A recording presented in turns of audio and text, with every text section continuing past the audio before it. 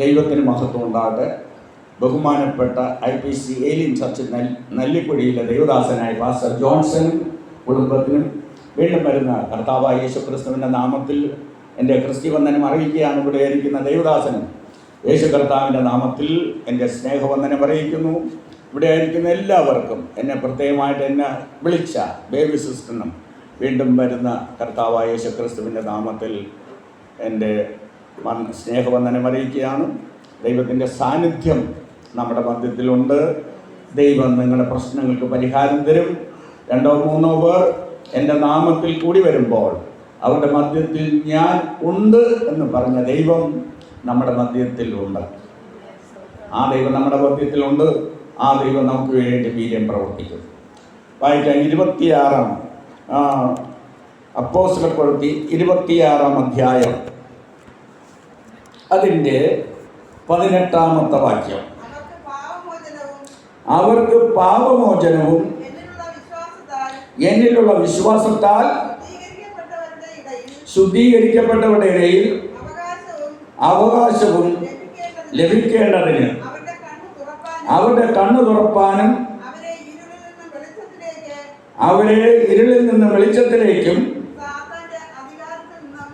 സാത്താന്റെ അധികാരത്തിൽ നിന്നും ദൈവത്തിലേക്ക് തിരിപ്പാനും ഞാൻ ഇപ്പോൾ നിന്നെ അവരുടെ അടുക്കൽ അയക്കുന്നു എന്ന് കൽപ്പിച്ചു. സ്വർഗീയ പിതാവേ, അങ്ങനെ വാഴ്ത്തുന്നു, സ്തുതിക്കുന്നു. കർത്താവേ, അനുഗ്രഹിക്കപ്പെട്ട ഈ പൽക്കാലത്തിന് നന്ദിയോട് സ്തുതിക്കുകയാണ്. വായിച്ച വചനത്തെ വാഴ്ത്തണമേ, ആസ്വദിക്കണമേ. ശുശ്രൂഷിപ്പാൻ എന്നെ അധികാരപ്പെടുത്തണമേ. അധികാരത്തിൻ്റെ ശുശ്രൂഷണമേ. യേശു കർത്താവിൻ്റെ നാമത്തിൽ ഞങ്ങളുടെ പ്രാർത്ഥന കേൾക്കണമേ. ആമേൻ, ആമേൻ. Praise the lord. ദൈവത്തിന് മഹത്വം ഉണ്ടാകട്ടെ. ഒരു വാക്യം വായിക്കാം. അപ്പോസ്തലപ്രവൃത്തി 9 അധ്യായം അതിൻ്റെ 12 വാക്യം. 8 അധ്യായത്തിൻ്റെ 12 ഒന്ന് വായിക്കാം.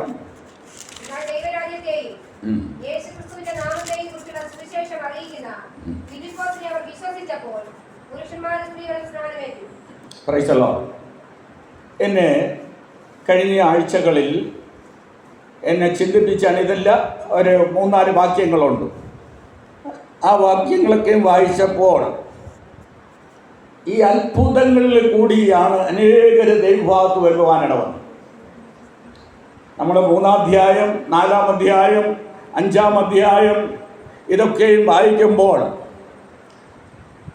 ആത്മാക്കൾ അല്ലെങ്കിൽ അനേകർ ദൈവഭാഗത്ത് വന്ന എല്ലാം അത്ഭുതങ്ങൾ കണ്ടിട്ടാണ്.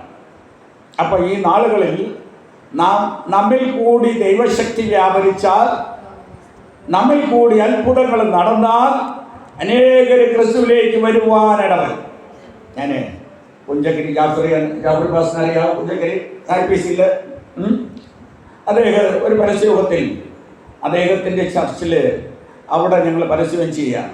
ഒരാൾ കാലൊടിഞ്ഞ് കിടക്കുകയാണ്, പ്ലാസ്റ്റർ ഇട്ട് കിടക്കുകയാണ്. ഞാൻ പ്രാർത്ഥിക്കാൻ ആരെങ്കിലും ഉണ്ടോ എന്ന് ചോദിച്ചപ്പോൾ അവൻ്റെ അമ്മ പറഞ്ഞു, എൻ്റെ മകൻ കാലൊടിഞ്ഞ് കിടക്കുന്നു. നമ്മൾ പോയി ഞാനാ ലീഡ് ചെയ്യുന്നത്.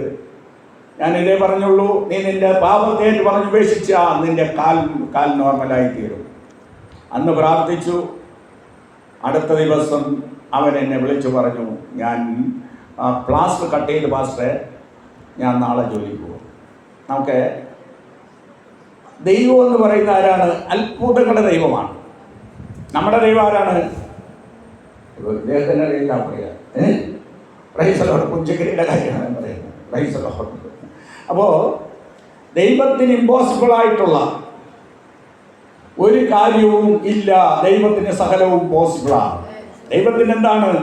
സകലവും സാധ്യമാണ്. ഓക്കെ, അന്ന് വിളിച്ചു, ഉച്ചയ്ക്ക് പ്രാർത്ഥിച്ചു. ശനിയാഴ്ച മെഡിക്കൽ കോളേജിലിരിക്കുമ്പോഴാണ് അദ്ദേഹം വിളിച്ചത്. വിളിച്ചിട്ട് എന്താ പറഞ്ഞത്? പാസ്റ്ററെ, എനിക്ക് സുഖമുണ്ട്. ഞാൻ പറഞ്ഞു, ഒന്നുകൂടെ വന്ന് പ്രാർത്ഥിക്കണം. സുഖമുണ്ടെന്ന് പറയുന്നത് നമ്മൾ സാധാരണ വീണ്ടും പ്രാർത്ഥിക്കാനാണ്. ഞാൻ വരാം. അപ്പം രാത്രിയായല്ലോ, നാളെ രാവിലെ വരാം. രാവിലെ എപ്പോഴും വരും. ഞാൻ പറഞ്ഞു, അവൻ കാല് ഇത് മുതൽ താഴെ വരെ പ്ലാസ്റ്റർ ഇട്ട് കിടക്കുകയാണ്, കാലൊടിഞ്ഞു. അവൻ പറഞ്ഞു, ഞാൻ പ്ലാസ്റ്റർ വെട്ടിക്കളഞ്ഞു. ഞാൻ നാളെ ജോലിക്ക് പോകുന്നു, പ്ലാസ്റ്റർ വെട്ടിക്കളഞ്ഞു, ഒരു പാട് പോലുമില്ല. നോക്കൂ, God can do it. Everything is A powerful God. ദൈവത്തിന് സകലവും സാധ്യമാണ്. ദൈവത്തിന് സകലവും സാധ്യമാണ്. ദൈവത്തിന് അസാധ്യമായ ഒന്നുമില്ല. അസാധ്യങ്ങളെ സാധ്യമാക്കുന്ന കർത്താവ് ഇന്ന് പൽക്കാലം നമ്മുടെ മധ്യത്തിലുണ്ട്. ആ ദൈവം വീര്യം പ്രവർത്തിക്കുന്ന ദൈവമാണ്. ദൈവത്തിന്റെ വലങ്കൈ ഉയർന്നിരിക്കുന്നു. ദൈവത്തിന്റെ വലങ്കൈ വീര്യം പ്രവർത്തിക്കുന്നു. ദൈവത്തിന്റെ വലങ്കൈ എന്ത് ചെയ്യാണ്? നമ്മെ രക്ഷിക്കുന്നതിന് പൽക്കാലം രക്ഷിപ്പാൻ ദൈവത്തിന്റെ വലങ്കര ഉയർത്തി വച്ചിരിക്കുകയാണ്. ആ ദൈവം നമ്മളെ രക്ഷിക്കുന്ന ദൈവമാണ്. വീര്യം പ്രവർത്തിക്കുന്ന ദൈവമാണ്. അത്ഭുതങ്ങൾ ചെയ്യുന്ന ദൈവമാണ്. ഒരിക്കൽ ഞാൻ കല്ലിയൂർ കുട്ടപ്പാസ് എന്ന് പറയും, അദ്ദേഹം മരിച്ചുപോയി. കല്ലിയൂർ സ്റ്റേഡിയത്തിൻ്റെ അടുത്തിരിക്കുന്ന ചർച്ച. ഒരു സഹോദരി ആദ്യം ഇറങ്ങിപ്പോയി. ഞാൻ പറഞ്ഞു, നിങ്ങൾക്ക് കഷ്ടമാണ്, ഞാൻ ഒന്ന് പ്രാർത്ഥിച്ചു വിടാം. അവർ വന്ന് പ്രാർത്ഥിച്ചു. ആ പാസ്റ്ററിൻ്റെ വീട്ടിൽ ഞാൻ ഭക്ഷണം കഴിച്ചുകൊണ്ടിരിക്കുകയാണ്. അപ്പോൾ ഇവർ വീണ്ടും വിളിച്ചു, പാസ്റ്ററിൻ്റെ വീട്ടിൽ വന്നൊന്ന് പ്രാർത്ഥിക്കണം. ഞാൻ പോയി. ആദ്യം ഞാൻ പറഞ്ഞു, കുടിയതിന് വേണ്ടി പ്രാർത്ഥിക്കത്തില്ല, പ്രാർത്ഥിക്കാൻ വരും. ഫോണിൽ കൂടി പ്രാർത്ഥിക്കും. ഇല്ല, എൻ്റെ വീട്ടിൽ വന്ന് പ്രാർത്ഥിക്കും. ഞാൻ അവർ മക്കളൊക്കെയും വിശ്വാസികളാണ്. ആ മകൻ ഇന്ന് കല്ലിയൂർ അപ്പോസ്തലിക് ചർച്ചയിൽ വലിയ പാട്ട് പാടുകയൊക്കെ ചെയ്യുന്നവരാണ്. അവിടെ പ്രാക്ടിയാണ്. ഞാൻ പറഞ്ഞു, നീ ഇന്ന് മാനസാന്തരപ്പെട്ടില്ലെങ്കിൽ നീ 1 വർഷത്തിനകത്ത് മരിക്കുന്നു. എന്തോ ഇന്ന് നീ മാനസാന്തരപ്പെടണം. അപ്പോൾ അദ്ദേഹത്തിൻ്റെ അളിയൻ പറഞ്ഞു, പാസ്റ്ററിന് ഞാൻ അടി കൊടുത്തിട്ടുണ്ട്. അവരുടെ അമ്മ പറഞ്ഞ് എൻ്റെ അമ്മ മരിച്ചാൽ ഞാനും കൂടെ മരിക്കും. കാര്യമുള്ളൂ. അവരൊന്നും പറഞ്ഞില്ലാതിരിക്കുകയാണ്. എന്തോ എൻ്റെ നാവിൽ കൂടി 3 പ്രാവശ്യം പറയേണ്ടി വന്നു, നീ ഇന്ന് മാനസാന്തരപ്പെടണം. അവസാനം രാത്രി 11:30 ഒരു വിളി വന്നു. 11 മണിക്ക് ഒരു വിളി വന്നു, മെഡിക്കൽ കോളേജിൽ അഡ്മിറ്റ് ചെയ്യുന്നുണ്ട്. ഞാനിതേപോലെ നിങ്ങളെപ്പോലെ സംസാരിച്ചവനാണ്. 11:30 വന്നു, ഐസിയുവിലായിരിക്കുകയാണ്. 11:45 വന്ന് സീരിയസ്.